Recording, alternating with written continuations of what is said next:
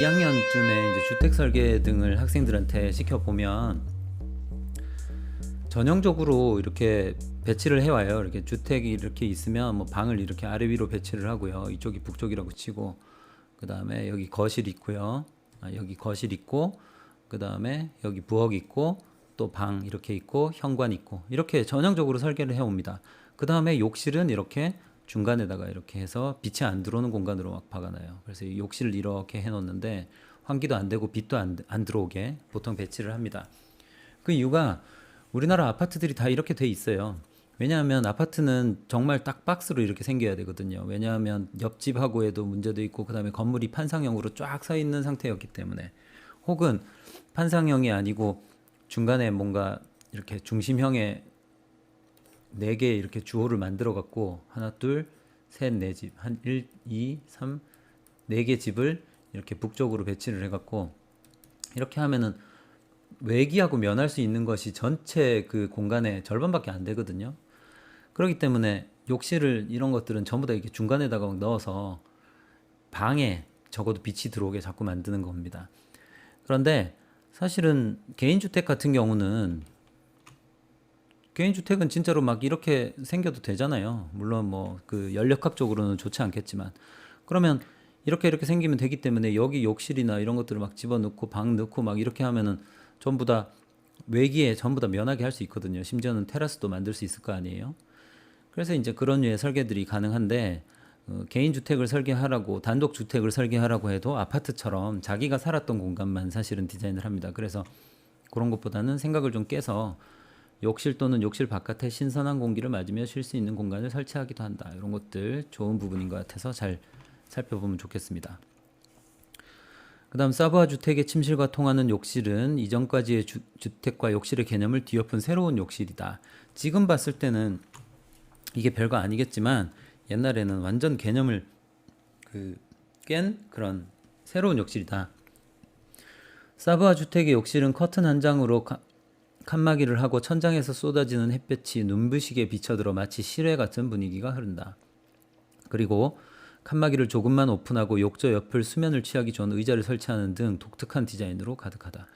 그래서 그 예전에 했던 디자인이 이런 이제 욕실이 있는데, 현재 욕실들은 전형적으로 전부 다 이렇게 돼 버렸죠. 이게 뭐 일본도 그렇고 우리나라도 다 이렇잖아요. 그래서 이제 이런 거 일반적인 욕실과 다를 바 없다.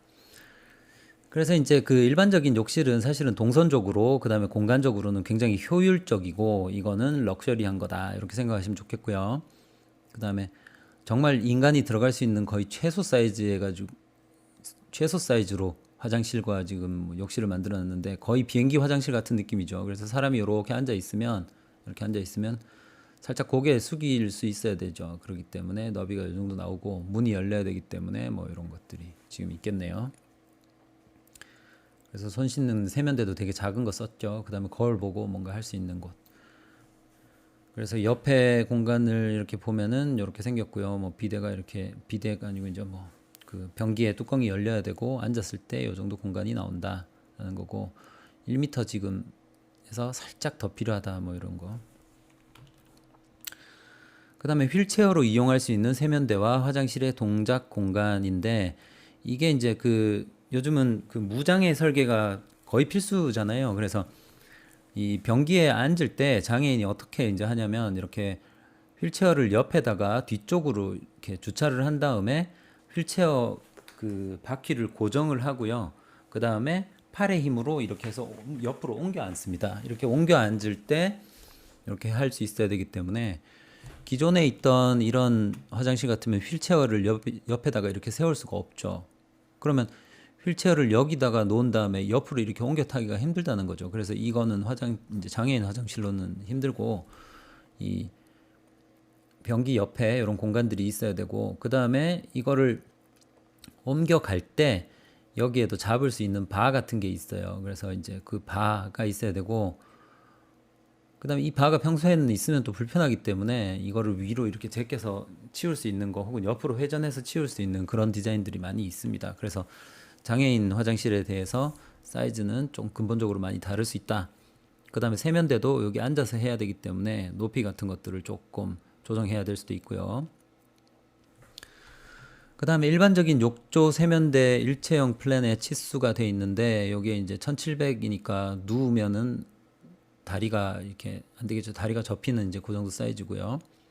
그 다음에 가로로는 이제 1600으로 해서 너비가 뭐 한 800에서 900 정도밖에 안 돼 보이겠네요. 그 다음에 이렇게 있고, 그 다음에 약간 그 변기가 더 들어가 있는 좀 더 큰 거, 이런 것들은 2100에 1700. 이건 정말로 최소 치수입니다. 그래서 아파트들 중에 작은 평수인데 그 욕실이 두 개 있는 경우는 거의 이렇게 돼 있고요.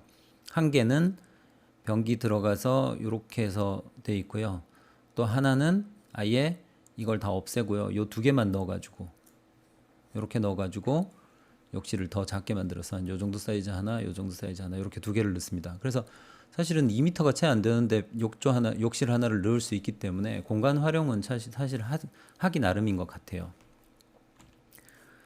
자, 다음 페이지 넘어갑니다. 12번.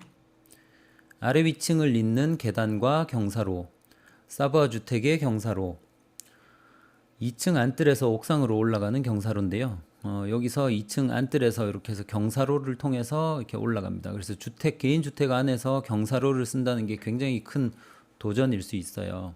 그래서 뭐 본문 먼저 한번 봅시다. 아래 위층을 이동하려면 계단이나 경사로가 필요하다. 계단은 오르내리는 기능을 하는 장치 중 가장 일반적인 것이고, 때로는 복층 공간에 나선 계단을 설치해 공간 연출에 활용하기도 한다. 여러분들이 이제 일반적인 계단들이 전부 다 옆에서 보면 이렇게 생겨가지고 이렇게 올라가죠. 그래서 이게 이제 한번 올라가서 돌아가고 다시 올라가는 거. 그래서 평면에 여기 다 설명이 있네요. 일반적으로 꺾은 계단 이렇게 해서 한번 올라가서 여기 이제 법적으로 건축법상에서 3m 이내에 반드시 저기 한 번 더 쉴 수 있는 그런 계단 참을 만들어야 됩니다. 그래서 이 계단 참을 어차피 만들어야 되기 때문에 고등 계단을 만들더라도 중간에 한 번 더 이렇게 쉬어줘야 되거든요. 그렇기 때문에 이 길이가 굉장히 길어지기 때문에 통상적으로는 이렇게 많이 하고요. 고등 계단을 하더라도 중간에 꼭 3m 이내에 한 번씩 쉬어야 되고요. 그래서 꺾은 계단이 꺾으면서 이렇게 계단 참의 역할도 하는, 이렇게 돼야 되고요. 현재 우리나라 법규상으로는 요거는 불가능해요. 왜냐하면 이게 계단 참의 역할을 못 하잖아요. 그렇기 때문에 이게 자체가 계단이기 때문에. 그래서 이런 것들은 지금 거의 보기 힘들고요. 완전 옛날 건물 같으면은 있는 경우도 있어요. 그 다음에 나선 계단은 이 봉을 기준으로 이렇게 뺑뺑 도는 거거든요. 그래서 이제 이 뺑뺑 도는 것도 우리나라 이제 법규에 따르면 여기 있는 그 유효 너비라고 합니다. 그래서 발을 밟을 수 있는 유효 너비가 특정 이상 되어야 그 다음부터 요거의 계단의 이 너비를 인정을 해줘요. 왜냐면 발을 짚을 수 있는 공간이 요거밖에 안 되면, 요 정도밖에 안 되면 그건 계단이 아니잖아요. 그래서 너비가 최소한 150 이상은 뭔가 돼야지 발을 밟잖아요. 그래서 그것 이상 되는 부분부터 최외곽까지를 계산을 해서 계단의 유효 폭이 그 건축법에서 요구하는 폭이 나와야 준공허가나 이런 부분들에서 이제 사용 가능할 수 있다라는 거예요. 그래서 요것도 이제 쉽지 않고요. 그래서 이제 나선 계단으로 만드는 게 아니고 원형 계단으로 만들죠. 원형 계단은 평면상으로 봤을 때 이렇게 속에 이 보이드 공간이 있어서 계단이 이렇게 돼 있는 거예요. 그래서 훨씬 더 이제 여기 시작점에 요 너비들이 좀 더 큰 거죠. 그래서 이걸 원형 계단, 이건 나선 계단. 그래서 나선 계단은 정말 특별한 경우를 제외하고 잘 안 씁니다. 왜냐하면 이게 어차피 너비가 얼마가 되려면 이게 또 커져야 되거든요. 그래서 그 외국에서 보는 그렇게 컴팩트한 계단을 잘 만들기가 힘들어서 건축법상으로, 그래서 잘 안 쓰게 되고요. 그 다음에 그러나 그 계단은 오르내리는 기능을 하는 장치 중 가장 일반적인 것으로 때로는 복층 공간에 나선 계단을 설치해 공간 연출에 활용하기도 한다. 나선 계단이 잘 없기 때문에 여러분들이 보기에 이뻐 보이고 특이해 보이긴 합니다. 근데 이제 쉽지가 않다. 그러나 계단은 디자인적인 감각에 앞서 안전하게 오르내리는 기능을 기본적으로 갖춰야 한다. 이 나선 계단은 사실 지금 굉장히 위험합니다.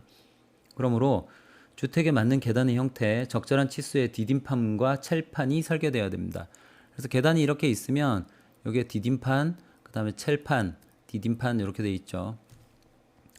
그래서 그 디딤판과 첼판이 설계되어야 된다. 또한 베리어 프리 공간에는 경사로가 필요하다.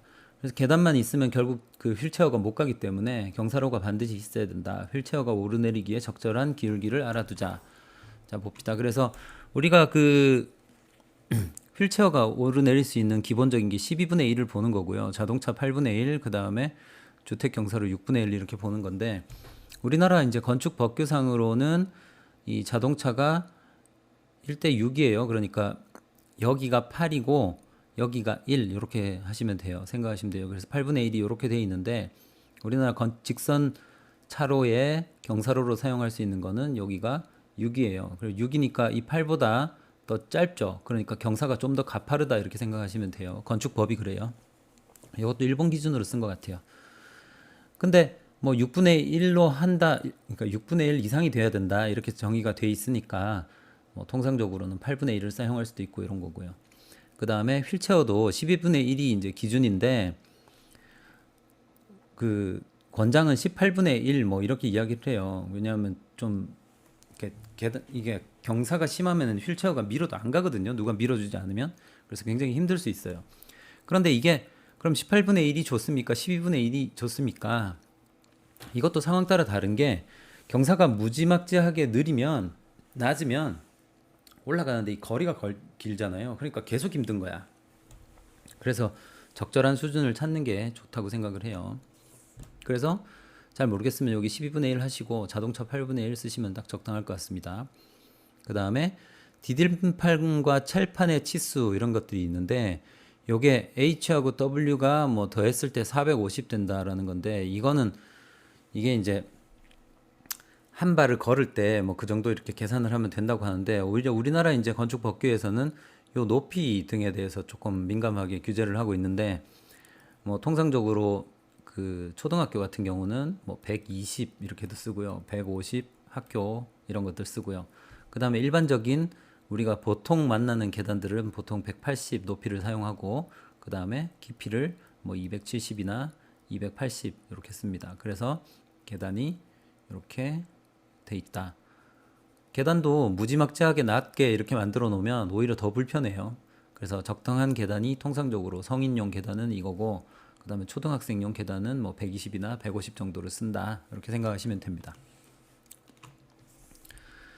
계단은 마루의 변형이다. 그래서 뭐 이렇게 한 장씩 떨어져 나간다. 그 다음에 사부와 주택 단면도인데, 아까 이야기했다시피 여기서 경사로를 통해서 이렇게 올라가는 거죠. 이렇게 올라가서 이렇게 갈 수 있다. 경사로는 위아래층을 아래 위층을 자연스럽게 연결하기 때문에 공간을 하나로 인식하게 한다. 그렇죠. 자연스럽게 올라가니까 이게 하나로 느껴진다는 거예요. 꼬르비제는 경사로를 좋아해서 자신이 설계한 많은 건축물에 이용했다. 경사로의 기울기를 완만하게 만들면 면적이 많이 요구되는 단점이 있지만, 베리어 프리 공간에서는 반드시 경사로를 설치해야 한다. 뭐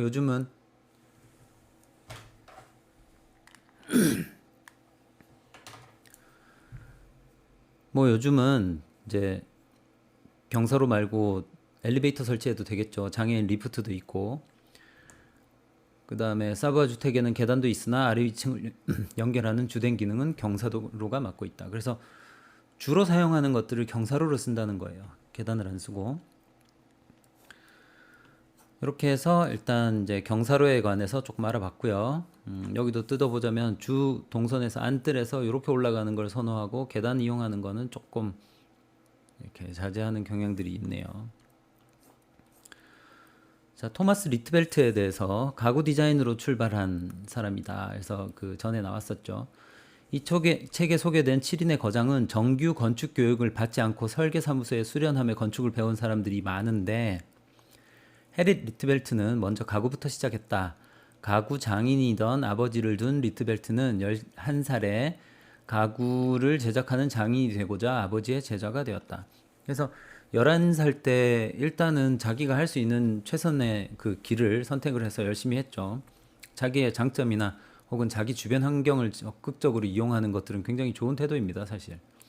그래서 아버지는 주문을 받은 모든 양식의 가구를 만들어냈는데, 당시, 그러니까 이것도 좀 쉬운 말이 아니에요. 모든 양식의 가구 주문을 받으면.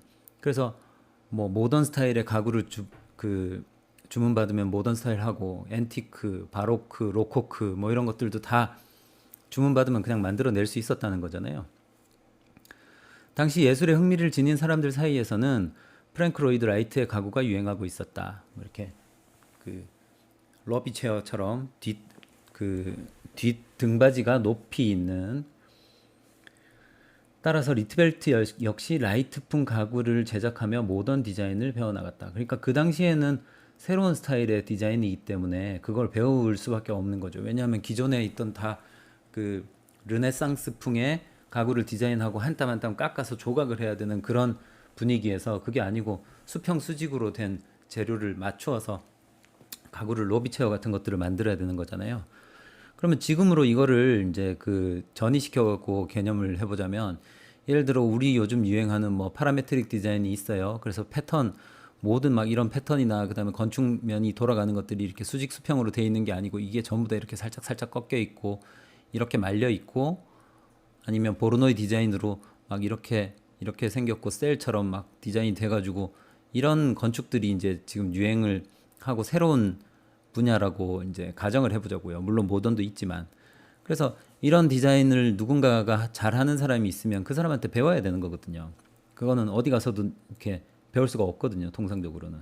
그래서 이 사람의 경우에는 모던 디자인 가구를 할 줄 아는 아버지의 가르침을 받을 수 있었다는 거죠. 그래서 건축가는 디자인을 구상하는 전문가로서 실제로 자신이 직접 건축에 참여하며 가구를 제작하는 일은 드물었지만, 리트벨트에게 가구 디자인 제작은 따로 분리된 것이 아닌 일체의 것이었다. 그래서 이제 그 당시에 통상적으로는 건축하는 사람들이 뭐 예를 들어 피라미드를 이렇게 디자인을 했어요. 피라미드를 이렇게 디자인을 했는데 이 피라미드를 실제로 건축하는데 가가지고 자기가 막 이렇게 벽돌을 쌓지는 않잖아요. 디자인하고 끝나죠. 그래서 디자인하고 현장 지휘를 하고 감리를 할 수는 있겠죠. 그래서 이제 이런 상황의 것들이 너무 일반적인데, 이 사람은 가구 디자인을 하는 사람이기 때문에 자기가 디자인을 했고 건축 공간을, 그 다음에 그 안에 들어가는 가구도 디자인을 했으니까 자기가 직접 만드는 거예요. 왜냐하면 가구 만드는 거는 익숙하니까. 그래서 이것이 분리된 것이 아닌 일체의 것이었다. 이런 이제 상황적 특성들이 좀 있는 거고요. 그 다음 가구 같은 주택, 레드블루 체어로 일약 유명해진, 레드블루 체어 아시죠? 레드블루 체어. 그래서 레드블루 체어로 일약 유명해진 리트벨트는 36살 무렵 슈레더 하우스를 설계하여 건축가로서 데뷔했는데, 가구 장인으로서의 경험 덕분인지 그의 건축에 대한 사고는 남달랐다. 서유럽에서의 건축은 견고하며 내구성을 지니는 것이 가장 중요하다고 여겨져 왔으나, 건축은 그렇습니다. 지금도 그래요. 정말 첫 번째로 중요한 건축의 덕목은 내구성이에요. 그래서 건축이 뭐 10년 있다가 다 망가져서 새 걸로 바꿔야 된다? 그러면 말이 안 되는 거거든요. 그래서 내구성을 지니는 것이 중요하다고 여겨져 왔으나, 리트벨트는 오랜 세월을 견뎌내는 주택을 만들어야겠다는 생각은 결코 하지 않았다. 그러니까 가구하는 사람이니까 건축의 생각 따위 중요하지 않은 거죠. 그래서 장중한 전통적인 가구에서 가벼운 레드블루 체어로 이행한 것처럼, 그러니까 그 르네상스풍의, 그다음에 뭐 저기 로코코풍의, 바로크풍의 그런 류의 의자들은 한번 만들어 놓으면 최소한 뭐 3대가 아니고 그죠, 10대 이상 물려 내려가면서 쓰는 그런 완벽한 가구들이죠. 아무리 오래 써도 의자가 막 삐걱거린다거나 그런 게 없죠. 없다기보다는 없도록 만드는 거죠. 최대한 노력을 해서. 그런데 그런 것보다 레드블루 체어는 예를 들어 뭐 그 르네상스 클래식풍의 가구들은 이렇게 하나하나 깎아가지고 다리 하나 만드는데 일주일 이상 걸리는 그런 상황이면, 레드블루 체어는 그 직각재를 조합해갖고 하루에 한 개씩 만들 수 있는 그런 상황인 거잖아요. 하루에 한 개가 뭐야? 하루에 10개도 만들 수 있는 그런 상황이란 말이에요. 그러면 생각해보면, 아, 그렇게 정성 들여서 만들어서 3대를 물려 쓰는 게 아니고 빨리 하루에 10개 만든 다음에 쓰다가 버려버리면 되는 거 아니냐, 이런 생각을 하게 된 거죠. 지금의 시대도 사실은 비슷합니다. 옷도 명품 옷들 계속 이렇게 좋아하는 사람들도 있지만, 또 많은 사람들 중에도 사실은 철 따라 그 유행 따라 금방 캐주얼하게 입고 지저분해지면 막 이렇게 막 정성 들여 저기 세탁을 하고 막 그 다리고 이런 게 아니고 그냥 버려버리는 거죠. 그런 개념의 이제 생각들처럼 그 생각이 좀 남달랐다는 거예요. 그래서 건축에 관해서도 리트벨트는 이전처럼 중후하고 견고한 주택을 만들어야겠다는 생각을 버린 것이다. 그래서 이런 생각 때문에 이런 컨셉 때문에 사실은 디자인의 혁신이 또 올 수 있는 것이었기도 해요. 그리하여 슈레더 하우스는 주위의 주택들과 비교할 수 없을 만큼 가벼운 디자인으로 지어졌다.